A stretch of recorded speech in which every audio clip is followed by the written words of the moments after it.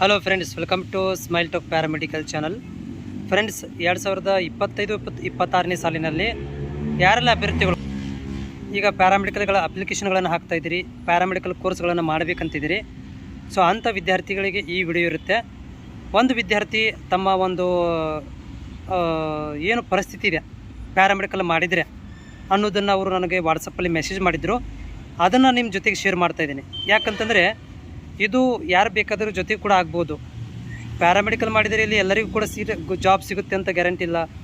ಆಮೇಲೆ ಈಗಿನ ಒಂದು ಪರಿಸ್ಥಿತಿ ನೋಡ್ತಾ ಇದ್ದರೆ ಪ್ಯಾರಾಮೆಡಿಕಲ್ ಮಾಡಬೇಕು ಮಾಡಬಾರ್ದು ಅನ್ನೋದು ಈಗಿನ ವಿದ್ಯಾರ್ಥಿಗಳ ಒಂದು ಗೋಳಾಟ ನೋಡ್ತಾ ಇದ್ದರೆ, ಜಾಬ್ದು ಓಪನಿಂಗ್ಗಳನ್ನು ನೋಡ್ತಾ ಇದ್ದರೆ, ಉದ್ಯೋಗಗಳು ಬಗ್ಗೆ ಸ್ಪೆಷಲಿ. ಯಾಕಂದರೆ ಈ ಕೋರ್ಸಿಗೆ ಬರೋರೆಲ್ಲರೂ ಬೇಗ ಜಾಬ್ ಸಿಗುತ್ತೆ, ಒಳ್ಳೆ ಸ್ಯಾಲ್ರಿ ಇರುತ್ತೆ ಅಂತೇಳಿ ಬರ್ತಾರೆ. ಓಕೆ, ಮೊದಲೇ ನಾನು ನೀವು ಆ ಒಂದು ಏನೋ ಒಂದು ನನಗೆ ವಾಟ್ಸಪ್ ಮಾಡಿದ್ದಾನೆ ವಿದ್ಯಾರ್ಥಿ, ಅದನ್ನು ನಾನು ಮೊದಲು ಎಕ್ಸ್ಪ್ಲೇನ್ ಮಾಡ್ತೀನಿ. ಸೊ ಇಲ್ಲಿ ನೋಡ್ತಾ ಇದ್ದೀರಿ, ವಿದ್ಯಾರ್ಥಿ ಒಂದು ಕಾಮೆಂಟ್ ಹಾಕಿರುವಂಥದ್ದು. ನಮಸ್ತೆ ಸರ್, ನಾನು ನಿಮ್ಮ ಸಬ್ಸ್ಕ್ರೈಬರ್. ನಿಮ್ಮ ಚಾನಲ್ ನೋಡುವ ಮೂಲಕ ನಾನು DMIT ಕೋರ್ಸ್ ಮಾಡಿದ್ದೇನೆ. ಕಂಪ್ಲೀಟ್ ಆಗಿ 3 ವರ್ಷ ಆಯಿತು ಸರ್. ಪ್ರೈವೇಟ್ ಕಾಲೇಜಲ್ಲಿ ಕೆಲಸ ಮಾಡ್ತಾ ಇದ್ದೇನೆ. 7K ಸ್ಯಾಲ್ರಿ ಸಿಗ್ತಾ ಇದೆ. ಬೆಂಗಳೂರಿಗೆ ಹೋಗಿದ್ದೆ, ಅಲ್ಲಿ 12K ಕೊಟ್ಟರು. ಸಾಲಲಿಲ್ಲ, ಮತ್ತೆ ನಮ್ಮೂರಿಗೆ ಬಂದೆ ಸರ್. DMIT ಮಾಡಿದರೆ ತುಂಬ ಕಷ್ಟ ಲೈಫ್ ಇದೆ ಸರ್. ಪ್ಲೀಸ್ ಇದನ್ನು ಯಾರಿಗೂ ಮಾಡೋಕ್ಕೆ ಹೇಳಬೇಡಿ ಸರ್. ಗೌರ್ಮೆಂಟ್ ಜಾಬ್ ಕೂಡ ಕರೆಯೋದಿಲ್ಲ. 3 ಇಯರ್ಸಿಂದ ತುಂಬ ಕಷ್ಟ ಅನುಭವಿಸ್ತಾ ಇದ್ದೇನೆ ಸರ್.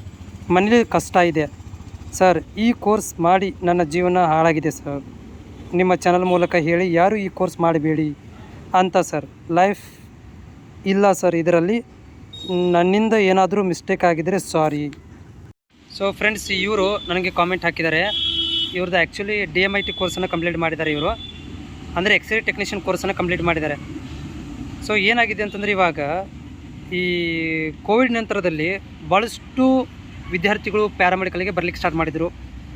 ಆಮೇಲೆ ಕಾಲೇಜುಗಳು ಹೆಚ್ಚಿಗೆ ಅದು, ಸ್ಪೆಷಲಿ ಎಕ್ಸಾಮ್ ಸೆಂಟರ್ಗಳು ಹೆಚ್ಚಿಗೆ ಅದು, ಹೌದಾ. ಆಮೇಲೆ ಎಲ್ಲರಿಗೇನಪ್ಪ ಅಂತಂದರೆ ಇದನ್ನು ಕೋರ್ಸ್ ಮಾಡಬೇಕಂತೇಳಿ ಬಂದುಬಿಟ್ರು, ಓದಬೇಕಂತ ಯಾರೂ ಬರಲಿಲ್ಲ. ಸೊ ಎಲ್ಲರೂ ಹಿಂಗೆ ಬಂದುಬಿಟ್ಟ ಮೇಲೆ ಸೊ ಎಲ್ಲರಿಗೆ ಒಂದೇ ಥಿಂಗ್ಸ್ ಏನಂದರೆ, ನಾವು ಕೋರ್ಸ್ ಮಾಡ್ಕೋಬೇಕು ಮತ್ತು ಪಾಸ್ ಆಗಬೇಕು ಮತ್ತು ಜಾಬ್ ತೊಗೋಬೇಕು, ಎಲ್ಲರಲ್ಲಿ ಆಸೆ ಇರುವಂಥದ್ದು. ಸೊ ಇದು ಜಾಸ್ತಿ ಆಗ್ತಾ ಹೋಯಿತು. ಸೊ ಇದು ಆಗಿದ್ದಕ್ಕೆ 2-3 ವರ್ಷದಲ್ಲಿ ಸೊ ಸ್ಯಾಲ್ರಿ ತುಂಬ ಕಡಿಮೆ ಆಗ್ತಾಯಿದೆ. ನಾ ಪ್ರತಿ ಸಾರಿ ಲೈವಲ್ಲಿ ಬಂದಾಗ ಕೂಡ ಹೇಳ್ತಿರ್ತೇನೆ, ಸ್ಯಾಲ್ರಿ ಕಡಿಮೆ ಆಗಿದೆ, ಪ್ಯಾರಾಮೆಡಿಕಲ್ ಕೋರ್ಸ್ಗಳನ್ನು ಜಾಸ್ತಿ ಆಯ್ಕೆ ಮಾಡ್ಕೊಳಕ್ಕೆ ಹೋಗಬೇಡ್ರಿ, ಸ್ಪೆಷಲಿ SSLC ಮೇಲೆ ಬರೋಕ್ಕೆ ಹೋಗಬೇಡ್ರಿ. ಏನಾಗಿದೆ ಅಂದರೆ, ಎಲ್ಲ ಒಂದು ಪ್ರೈವೇಟ್ ಕಾಲೇಜುಗಳ ಇದರಲ್ಲಿ ಹಾಸ್ಪಿಟ್ಲ್ಗಳಲ್ಲಿ BSc ಆದವ್ರು ನೋಡ್ತಾ ಇದ್ದಾರೆ. BSc ಆಗಿರಬೇಕು, BSc radiology, BSc imaging technology ಆದವ್ರನ್ನ ಪ್ರಯಾರಿಟಿ ಕೊಡ್ತಾ ಇದ್ದಾರೆ ಈಗಿನ ಸದ್ದಿನ ದಿನಗಳಲ್ಲಿ. ಸೊ ಆಮೇಲೆ 10th ಆದವ್ರನ್ನು ಕೂಡ ಇಗ್ನೋರ್ ಮಾಡ್ತಾ ಇದ್ದಾರೆ. ನಿಜ ಅದು. ನಮ್ಮ ಹುಬ್ಬಳ್ಳಿ ಧಾರವಾಡಕ್ಕೆ ಬಂದರೆ ನೀವು ಎಷ್ಟು ಕೊಡ್ತಾ ಇದ್ದಾರೆ ಅಂದರೆ 5,000, 6,000, 7,000 ಅಷ್ಟೇ ಸ್ಯಾಲ್ರಿ ಕೊಡ್ತಾ ಇರುವಂಥದ್ದು. ಬೆಂಗಳೂರು ಸೈಡಲ್ಲಿ ಹೋದರೆ 12,000 ರೂಪಾಯಿ ಸ್ಯಾಲ್ರಿ ಕೊಡ್ತಾ ಇದ್ದಾರೆ. ಸೊ ಇದರಿಂದ ಏನಾಗಬೇಕು? 12,000 ರೂಪಾಯಿದಿಂದ ಜೀವನ ನಡೀತದಾ? ಒಬ್ಬ ಗೌಂಡಿ ಕೆಲಸಕ್ಕೆ ಹೋಗೋನು, ಗೌಂಡಿ ಕೆಟ್ಟಲ್ಲ, ಒಬ್ಬ ನನ್ನ ದೋಸ್ತರೆಲ್ಲ ಗೌಂಡಿನೇ ಇರೋದು. ಸೊ ಅವ್ರೇನೋ ಗೌಂಡಿ ಕೆಲಸಕ್ಕೆ ಹೋದರೆ ಅವ್ರ ಸ್ಯಾಲ್ರಿ ಇರೋದು ಪ್ರತಿದಿನ ಅವ್ರಿಗೆ 750 ರೂಪಾಯಿ ಇದೆ. ಓಕೆ, 15,000-16,000 ರೂಪಾಯಿ ಸ್ಯಾಲ್ರಿ ಇದೆ ಪರ್ ಮಂತ್ ಅವ್ರದ್ದು. ಅವರು ರಜೆ ಮಾಡ್ತಾರೆ ವಾರಕ್ಕೊಂದ್ಸಲ. ಆಮೇಲೆ ಅವರು 1 ಗಂಟೆಗೆ ಡ್ಯೂಟಿ ಹೋಗ್ತಾರೆ ಕೆಲಸಕ್ಕೆ. ಸೊ ಇವೆಲ್ಲನೂ ಅವರು ನಮ್ಗಿಂತ ಚೆನ್ನಾಗಿದ್ದಾರೆ. ಹಿಂಗಿರಬೇಕಾದ್ರೆ ಈ ಒಂದು ಕೋರ್ಸ್ಗಳನ್ನು ನಾವು ಮಾಡಿಕೊಂಡು 7,000-8,000 ರೂಪಾಯಿ ಸ್ಯಾಲ್ರಿ ಸಲುವಾಗಿ ಬೆಂಗಳೂರಿಗೆ ಹೋಗಿ ಕಷ್ಟ ಅನುಭವಿಸ್ತಾ ಇದ್ದಾರೆ ಅಂತ ಅವ್ರು ಹೇಳಿದ್ದಾರೆ. ಅದು ನಿಜವೂ ಇದೆ ನೋಡಿ. ಅಭ್ಯರ್ಥಿಗಳನ್ನ ಹೇಳೋದು ಒಂದೇ, ನೀವು SSLC ಮುಗಿದ ನಂತರ ನೀವು IT ಮಾಡ್ಕೊಳ್ರಿ, ಚೆನ್ನಾಗಿದೆ. PUC ಮಾಡ್ಕೊಳ್ರಿ, PUC ಕಾಮರ್ಸು ಸೈನ್ಸನ್ನು ಮಾಡ್ಕೊಳ್ರಿ. ಆಮೇಲೆ ನೀವು ಡಿಸೈಡ್ ಮಾಡ್ಕೊಳ್ರಿ ಯಾವುದನ್ನು ಪ್ರೊಫೆಷನಲ್ ಕೋರ್ಸನ್ನು. SSLC ಮೇಲೆ ಪ್ರೊಫೆಷನಲ್ ಕೋರ್ಸ್ ಅಂತ ಬಂದರೆ ನೀವು ಇಂಜಿನಿಯರಿಂಗ್ ಮಾಡ್ಕೊಳ್ರಿ. ಈಗ ಸದ್ಯಕ್ಕೆ ಪರವಾಗಿಲ್ಲ. ಪ್ಯಾರಾಮೆಡಿಕಲ್ ಇದೇ ಇಲ್ಲ ಅಂತಿಲ್ಲ, ಆದರೆ ಸ್ಯಾಲ್ರಿ ಇಲ್ಲ. 5,000-6,000 ರೂಪಾಯಿ ಸ್ಯಾಲ್ರಿ ಇದೆ. ನಿಮಗೆ ಬೇಕಾಗಿರೋದು ಸ್ಯಾಲ್ರಿ, ಈಗಿನ ಜೀವನ ನಡಿಬೇಕಾಗಿರೋದು ಸ್ಯಾಲ್ರಿ ಮೇಲೆ. ದುಡ್ಡಿದ್ದರೆ ದೊಡ್ಡಪ್ಪರೇ. ಕೋರ್ಸ್ ಮಾಡಿದರೆ ಯಾವನು ಹೊಟ್ಟಿಗೆ ಕುಳ್ಳು ಹಾಕೋದಿಲ್ಲ ನಿಮಗೆ.